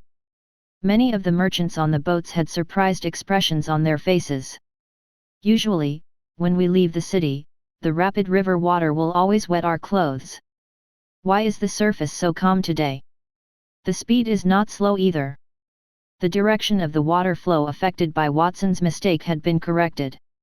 The excessive flow of water from the bathroom pipes had been restricted, and the drained pond had once again filled with water. There were even 4 tiny fountains at the corners of the pond that spurted out irregularly. It was like a wonderful performance that attracted the attention of many children. Watson, who had done all that, was calm. The water droplets were his doppelganger, so he could control the movements of each drop of water precisely, including condensing them together into a hot spring. He could also change the temperature and touch. They would give a different feeling when touching a human body. Master Antonio asked me to participate in this trial so that I could control the energy more precisely. I think I've completed it. I wonder if that trial can end early. Through the water droplet-shaped doppelganger, Watson had already grasped the terrain of the entire floating city. What was there in the floating city? The specific structure of each place was clearly imprinted in his mind. He believed that even the builder of that city could not have understood it as clearly as he did. He was prepared to use the water elemental doppelganger to find his master, Antonio. He wanted to ask Antonio if he had already grasped the method to control the magic elements in minute detail. Antonio had wanted him to stay there for an entire day. However, supplying energy to the floating city was no longer a burden for him. Staying there was only a waste of time. After searching for a few minutes, he still could not find Antonio. Watson suddenly saw a scene that caught his attention. It was a secret courtyard in the Crystal Palace. The water in the yard flowed through the cracks in the ground. Two people were sitting opposite each other, discussing. One of them was Elvin, the owner of the Iris Flower Tavern, and the other was wearing a black cloak. Watson had seen his face before. It was Blake, the Holy Sword Adventurer team's captain, whom he had seen in Iron City. At that moment, Blake and Elvin were sitting opposite each other. They were holding wine glasses and discussing something. Watson deliberately let the water droplets that flowed from the ground splash out a little and fall on the floor. He began to monitor their conversation. "Miss Elvin, to be honest, you are the second assassin I have seen serving the king. You don't look like a person from that profession." "Oh? What do I look like then, Mr. Blake?" Blake did not answer that question. Instead, he took a sip of wine. "Let's get down to business. I've been staying on the second floor of Watson's hotel for the past 2 days. Other than interacting with the Ptolemy family, he hasn't made any other movements these days. That hero who caused a stir in the city was obviously not Casey, but him. The eldest young master from the Ptolemy family has brought him to the secret chamber where the sea god's trident is stored in the Crystal Palace to participate in a secret trial. Thank you, Mr. Blake, for your intelligence. Thank you for your hard work. You've finished your mission and rushed all the way to the royal city to report to His Majesty. You even have to stop here temporarily to hand over your duties to me. You're too kind. Those are all things that I have to do. After all, you're the person sent by His Majesty to investigate Watson, and I happen to have some contact with that young man. Mr. Blake, you have revealed a lot of useful information to me, and I'd like to repay you. I have prepared 2 boxes of 10-year-old red wine for you. When you leave, I will tell my men to carry it to your carriage. Of course, before you leave, I have another question I want to ask you. Miss Elvin is really forthright. What is it? How much do you know about Watson's mysterious magic that can fuse different quality items and turn them into higher quality items? Through the perspective of the water droplet doppelganger, Watson could clearly see that after hearing Elvin's words, the wine glass in Blake's hand shook, and a few drops of scarlet wine spilled out and splashed on the table. He used his sleeve to wipe the scarlet wine off the table. Blake's expression returned to normal. Miss Elvin, you must be joking. I don't know much about that kind of magic. So Watson has that kind of magic? It seems like there's a mistake in my intelligence work. Before I leave, I will find someone to verify the authenticity of that matter to prevent Miss Elvin from being misled by false intelligence. You are too kind, Mr. Blake. That intelligence was deduced from my subordinates' reports. After all, that young man created a platinum tier item in my auction house. The original items were from different ruins. I have checked beforehand, they were not from the same item. The young man must have some ways to improve the quality of those items. Of course, those are just guesses. It might not be right. I have some other guesses that I will not say for now. I don't want you to laugh at me. Then, Elvin clinked glasses with Blake and began to drink. However, both of them seemed to be testing each other. Speaking of Watson, since we already know that he was the fake Casey and where he is right now, what do you plan to do? Of course, we have to catch him and send him to the king. Oh, right, his battle with the sea tribes destroyed the Crystal Palace, crippling a part of my intelligence network. In addition, the slaves in the tavern have been rescued and won't be reopened for a long time. I also want to blame him for that. Just punish him a little before we meet His Majesty. You plan to attack him here and now? He is with the Ptolemy family, and their eldest young master is also with him. What does that have to do with anything? I only know where Watson is. As for the other matters, they are not my concerns. Negotiating with the nobleman is His Majesty's task. As subordinates, we only need to help him to complete it. I have to say, Mr. Blake, drinking with you has been quite interesting indeed. I believe that the people I have arranged have already arrived near the secret chamber. Let's drink to the goal that we are about to achieve. Then, Watson drew his consciousness from his water elemental clone, his expression darkened. The Iris Flower Tavern boss answers to the king, and so does Blake. They've got my movements and even sent people to deal with me. He had not expected that the king's men would catch up to him in just 2 days in the city. The king must have thought it out, he was genuinely terrifying. Just as he was thinking, Mike's voice came from above. Young Master Watson, are you still able to hold on? Do you want me to help you switch back with the sea god's trident temporarily so that you can rest for a while? No need, I can still hold on. Watson shook his head. Then, he said, Young Master Mike, I feel that we have too few guards in this chamber, especially now that you are looking after the sea god's trident. You don't have any protective force around you. It would be terrible if someone took the opportunity to attack and cause trouble. That's impossible, young Master Watson. Don't worry. There are more than 10 gold-tier warriors protecting the secret chamber, and the chamber's defensive power is not something that an ordinary person could break through. There are 9 layers of passwords outside the secret chamber. Even though the last 3 layers might not be very useful, it still has 6 layers of passwords. Even a master thief would need at least a few months to break through the layers of passwords. So, don't worry. Mike stood beside the trident and laughed. Before he could stop laughing, he heard a loud bang. The door behind him was suddenly kicked open with a great force.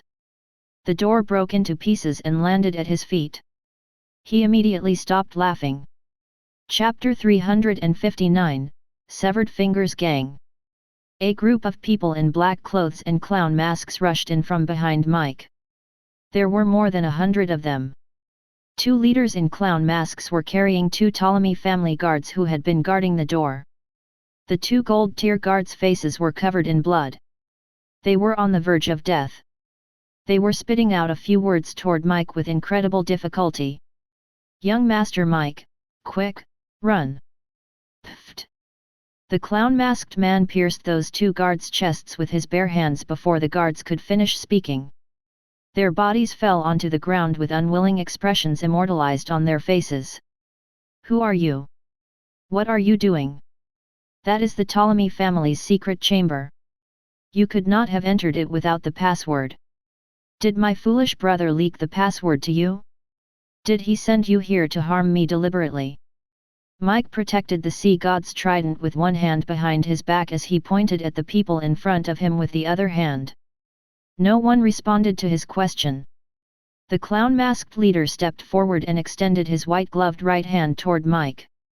Give us the sea god's trident. So you're here for the sea god's trident? It's my family's treasure. No matter who takes it, you won't be able to leave that city. If you know what's good for you, I'd advise you to leave that place now. I can pretend that that did not happen. Arg. Before Mike could finish his words, the clown-masked man in the lead took a step forward and teleported in front of him. His right hand grabbed Mike's neck, causing him to rise into the air from where he was standing. His face and ears were red. While the clown man was doing that, 2 of his masked companions came up from behind Mike. They pulled the sea god's trident and put it into a black box that they had prepared. Then, they quickly left the secret chamber. The other clown-masked men stayed behind. We have the item. The next thing to do is to kill those 2 people. The clown-masked man in the lead exerted even more strength in his palm as if he wanted to break Mike's neck. 100 people went toward Watson, and all of them emitted gold-tier auras. One by one, they took off their white gloves, and a strong combat aura appeared in their palms. They gathered together and turned into an even larger guillotine that was more than 100 meters long, slashing down at Watson's head. Platinum tier combined fighting technique, Sacred Dragon Guillotine. There was a huge golden dragon head on each side of the guillotine. The two dragon heads held the guillotine as if they wanted to break the blade into two pieces. However, the blade was still as tough as before. When the guillotine fell, the water column that overflowed around Watson was cut into halves, and many of the caves on the surrounding walls were also cut into two. The giant guillotine came down, stuck Watson's neck, and his head fell to the ground. At that moment, a light flashed on Watson's body, and 6 pure white wings spread from his back. A halo-like domain appeared above his head, turning into an illusory light barrier. The guillotine landed on the halo above his head, but it immediately returned to the direction of the hundreds of clown men who were attacking him at an even faster speed. Angels! A wave of puzzled voices erupted from the group of clowns. Soon, they released their combat aura in a fluster, forcefully blocking the platinum tier attacks. A few of the clown men were cut in half because their reactions were slow. More than half of them retreated after falling into the bottomless abyss due to the fierce platinum tier combat techniques. It caused the formation to become scattered. Diamond tier spell, Absolute Gravity. Suddenly, a tender voice sounded from behind everyone. A terrifying gravity instantly hit everyone, causing them to kneel on the ground with difficulty. The masks on their faces shattered due to the pressure, revealing many unfamiliar faces. However, there was one that Watson was familiar with, and that clown was grabbing Mike's neck. Initially, the clown had wanted to strangle Mike to death. However, he was kneeling on the ground with Mike at that moment due to the increased gravity. He had to endure terrifying pressure. The clown man was a quiet-looking middle-aged man. His hair was light gray, while his hair was azure blue. He was staring at Watson with a strange gaze. Mr. K. Watson spat out his name. Young Master Watson, I did not expect to see you again so soon. The last time we met, you were using young Master Casey's skin. That auction really opened my eyes. I've never seen a person who could bid for all the items in the auction. It really is you. Watson only deduced that the person in front of him was the auctioneer called Mr. K. He knew the man's hair color and sense of familiarity. He knew why those people were there when he recalled Elvin and Blake's conversation. Mr. K, if I'm not wrong, your superior only asked you to teach me a lesson and did not give the order to kill me, right? Young Master Watson, you're wrong. The order was for me to kill you. If we can't kill you, then we won't be able to live either. However, is it really all right for you to stand here and chat with us? Right now, you're replacing the sea god's trident to supply the entire city with energy. While you're chatting with us, there's a high possibility that there will be huge chaos in the city. It doesn't matter because the person standing here and talking to you is not my true body. Watson smiled, it caused wrinkles on his face. Then, his body shattered with a loud sound and turned into scattered water droplets, which then fell to the ground. Each of them turned into Watson. In an instant, there were about 100 of Watson's clones. The man stiffened when he saw that. He muttered to himself, as expected of someone who can create platinum tier items. What a monster! Watson, that's great. It's all thanks to you. Otherwise, I would have died just now. Those people actually dared to kill people here. They even dared to snatch the sea god's trident. I'll definitely report this to my father and have him punish those people severely. Watson, you should keep an eye on these people first. I'll go get help. Mike glared at Mr. K and the others as he rubbed his sore neck. He did not remain there. Instead, he ran outside quickly. Watson did not stop Mike. The clowns would not be able to move as the absolute gravity spell had suppressed them. Do you have any last words? Yes. Mr. K laughed. He pulled his long robe and revealed bottles of medicines, which must have contained poison. Perhaps it's worth it to die with Master's Antonio's disciple, the talented young Master Watson. The other clowns laughed. They showed a determined expression as their bodies began to expand rapidly, and they were stained with a layer of black. Then, they heard Watson's tender voice. Mr. K, since you know that I can create platinum tier items, then do you know that I can also create people? What did you say? System fusion, activate. Mr. K seemed to have thought of something, and his expression suddenly changed. However, without giving him a chance to react, Watson, still in the endless abyss, chanted a few words. Then, an invisible wave spread from the bottom of the abyss. The clowns, whose bodies were expanding, turned into rays of light. Then, those rays of light formed in the air and turned into a person. It was a man. He was about 90% similar to Mr. K. However, he looked calm with his grey hair and quiet appearance. Congratulations, Master, on a successful fusion. You have obtained a peak platinum tier attendant. Peak platinum tier attendant, K. Mastery of water elemental platinum tier combat aura, as well as various platinum and gold tier combat techniques. Additional ability, great talent, adept at strategy and management. Watson used his water elemental clone to see the information in the newly merged Mr. K. Immediately after that, Mr. K knelt on one knee and bowed to the abyss where Watson was located. Respected Master, please forgive me for being disrespectful to you just now. No worries. Since his main body was still in the abyss to provide energy to the city, Watson could only speak to Mr. K through his clone. Tell me where you plan to transport the Sea God's trident and what you will do next.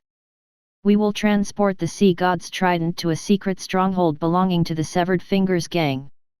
If we don't die after trying to kill you, then our mission is to spread the news of Mike's death and announce that the Sea folks had killed him. By then, we would have been able to provoke the Ptolemy family to fight against the Sea folks, allowing the Severed Fingers gang to reap the benefits. How many people are there in the upper levels of the Severed Fingers gang? Who are they? There are 10 supreme commanders in the Severed Fingers gang's upper levels, corresponding to a person's 10 fingers. They are located in different regions of the kingdom. The person in the floating city is the left pink elven. Unlike other Severed Fingers gang members, the 10 supreme commanders have all their fingers intact. However, no one knows what they look like, except for their trusted aides. Watson stroked his chin when he heard that. The Severed Fingers gang and the Ptolemy family did underground businesses. Unlike the Ptolemy family, the Severed Fingers gang was more wicked, almost focusing on all their effort on underground businesses. They managed the slave trade, and they were also involved in the black market. The most important thing to note was that the Severed Fingers gang had connections with the Holy Dragon Kingdom's king. Initially, Watson did not want to get involved in the Severed Fingers gang, but he was connected to the king, and his life was in danger. He had no choice but to act. Chapter 360, The Sea Folks Invasion. Soon, Watson came up with a complete plan in his mind. Rather than destroying the Severed Finger gang, he wanted to control the group and spy for the king. He had already fused with Glenn from the Severed Finger gang and then with Mr. K. He needed to find Elvin and used her as a blueprint to complete the fusion. Then, he would be able to control the Severed Finger gang leader. It was not difficult to find the other supreme commanders of the Severed Finger gang. After rounding them up, it would not be an exaggeration to say that he had secretly controlled the Severed Finger gang. Watson, who was controlling the water flow in the abyss, had a glint in his eyes. The most important thing was to find the Sea God's trident that the Severed Finger gang members had taken and then free his main body. That way, it would be safer to capture Elvin. As he made up his mind, Watson released the water droplet army and created a few water elemental clones to place on Mr. K's body. Then, he gave him instructions, "Go find the trident and bring it back to me." After Mr. K left, only Watson was left in the secret chamber. He closed his eyes and began to inject the water elemental clone into the waterway. He also used the waterway network that covered the entire city to monitor Elven and other suspicious people's movements, preventing them from escaping the floating city. While he was monitoring, he soon discovered another major incident. Under the lake, not far from the main entrance of the floating city, a few mermaids had quietly sneaked in from the bottom of the turbulent lake. Their sky-blue hair was emitting a faint fluorescence in the water. Those mermaids had the strength of gold-tier elites. They had quietly attached themselves to a few cargo ships that were preparing to enter the floating city. Further away, Watson could feel the fluctuations of thousands of sea folk warriors through his water elemental avatar. Owen and Poseidon stood in front of those sea folk warriors. Owen was using the sea folk language to cheer for his companions in the water. "Brothers, brace yourselves. When we enter the floating city, we will destroy their network first. Then, we will let our brothers in and force the people on land into the water. Then, we will capture them all in one fell swoop." Watson, who was in the secret chamber, slowly opened his eyes when he saw that. Why did they choose to attack when I entered the secret chamber? Did someone tell them about it? Watson felt helpless. He did not know whether those people had an accomplice or not, but there was one advantage to entering the secret chamber. He could evolve thousands of clones there, and he could use the water droplet army to monitor the entire city. If he had not obtained that ability, he would not have known that there were so many dangers hidden in that city. It looks like I need to capture the Severed Fingers gang leader and also put up a defense to prevent too many people from dying because of the sea folks' invasion. While Watson was planning that, at the entrance of Lake Priest, Casey was standing on a large ship, looking down at the clear surface of the sea through the railings. In just half a day, the sea water has become clear. Those sea folks are quite fast. No, that is Antonio's fault. If it weren't for him, all the sea folks would have died. Casey was angry at the mention of Antonio. He heard that his disciple had gone to the Ptolemy Manor to participate in the trial in the afternoon. His brother, Mike, was in charge of supporting him. Mike was the one who arranged the trial for Watson. He will definitely use that chance to badmouth me. Father has already handed over most of the family matters to him. I don't know what else I can do. Will I get the chance to inherit the family in the future? Casey was worried. In the past, even though his father was not satisfied with what he had done, he was still willing to hand some tasks to him. However, that had changed. His father was not even willing to look at him. That kind of attitude made him feel even worse. No, I have to do something before eldest brother does. You. Come here. Spread a large anti-magic net over that area. I want you to bring at least 3 mermaids to my room today. Casey waved at the 3 crew members who were closest to him and gave them an order. The crew members looked troubled. The Ptolemy family had just attacked the sea folks. Under such circumstances, those sea folks would definitely go into hiding. Who could dare to come out? It would be unrealistic for them to get the mermaids. However, they knew Casey's personality. If they did not agree to Casey's request, they would end up in a miserable state. They had no choice but to obey. They came to the side of the ship and cast a fishing net made of anti-magic materials. They waited in boredom. They thought that the fishing net would hardly move. However, after waiting for a while, something pulled the net. Young Master Casey, great news! The fishing net has moved. There are really sea folks coming out at this time. It's a good harvest. Before they could pull the fishing net up, a few of the guards ran to Casey's room in the cabin to tell him about that. A mermaid has taken the bait. If I catch those mermaids, I might be able to improve my image with my father. If he's happy, he won't ground me. As Casey thought about that excitedly in his heart, he came to the outside of the ship and looked down. Where are the mermaids? Over there. A few of his subordinates pointed in a direction. Casey did see a mermaid in the fishing net. The scales on her body had been cut by the hook made of anti-magic materials on the fishing net. Even though she looked like a silver-tier elite, that mermaid could not unleash her full strength. She could only pull the fishing net on her body with all her might and let out a sharp cry toward Casey and the others. Only one. Casey was a little disappointed. The anti-magic materials they used to capture mermaids and the shackles were made of the same material. Usually, when they were cut by the hook made of that material, even a gold-tier mermaid would not be able to unleash her full strength, let alone a silver-tier mermaid. Forget it. One is better than nothing. After I pull that mermaid up, I'll enjoy her properly. Then, I'll break her limbs and put them on the side of the boat to be exposed to the sun. More mermaids will come when they hear her. Casey had a great idea. He had been very unlucky for the past 2 days. His father had also reprimanded him harshly. It had been so long since he had killed a woman. He felt that something was missing. In addition to the grievances he had suffered over the past 2 days, he also needed to vent. Casey was excited when he thought about how he would torture that mermaid after he ravaged her. Young Master Casey, there seems to be something wrapped around that mermaid's body. She's much heavier than an ordinary mermaid. We can't pull her up. Casey heard the voices of his subordinates, who had gone to pull the net while he was fantasizing about his plan. When he snapped back to his senses, he realized that a few gold-tier guards were trying to lift a silver-tier mermaid, but they were unable to pull her up. He was enraged. You are all trash. Pull her with all your might. If you can't pull her up today, then I'll slaughter all of you and throw you into the water to feed the sharks.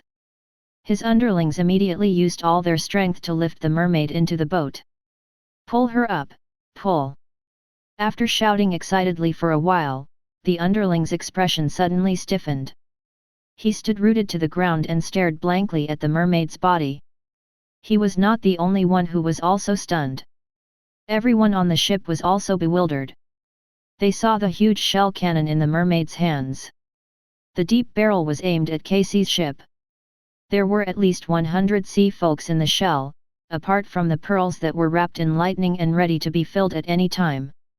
Whoosh, whoosh, whoosh. After the shell cannon appeared, the mermaid immediately let go and went back into the shell cannon. The air from other parts of the sea broke. Hundreds of shells and tens of thousands of sea folks had emerged from the bottom of the sea. A gloomy woman with an octopus body stood in front of them. Her upper body was in a long white robe, and she had a stalk of seagrass in her mouth. Aren't you a regular customer? You often take the sea folks as your slaves.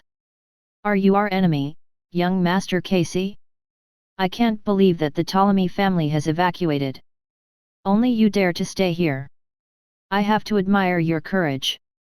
That gloomy woman was the Sea Tribe's 3rd Platinum Tier elite, Janna. She grinned at Casey. The tentacles beneath her feet stretched outward casually and waved toward the distance. They were so fast that one would think it was an illusion. The anti-magic materials that trapped the pearl cannon and the sea folks in the distance and the surrounding anti-magic nets immediately turned into scattered lines and fell into the sea, allowing them to escape their predicament. The anti-magic materials could trap a gold-tier elite, but they could not withstand a single blow from Janna. Quick, all of you, hurry up and stop those guys. Casey saw the tens of thousands of sea folks on the surface of the sea and knew that the majority of the tribe were there. He was so frightened that his face paled. He ordered his subordinates to go forward while he ran in the opposite direction, hoping to escape back to land. However, swoosh! An invisible wind whistled past him. Casey felt a sharp pain in his legs. He fell to the ground as tears streamed down his face. He did not know what had happened. He turned his head and saw 2 tentacles had penetrated his legs. There were 2 bloody daggers wrapped around the tentacles. As for the gold-tier guards who were responsible for protecting him, their bodies had shattered into pieces, turning into a pile of minced meat. That scene terrified Casey, and coupled with the intense pain in his legs, he could not help but scream. I just came out, but I managed to land a big fish. What good luck! He is the Ptolemy family's second young master, so he must be an important bargaining chip. I can't let him die. However, on the other hand, as long as he doesn't die, I can do anything to him. She floated across the sea and arrived near Casey's boat. Then, with a heavy kick, she landed between Casey's legs. She spat out the seaweed and opened her serrated mouth. She was smiling very happily.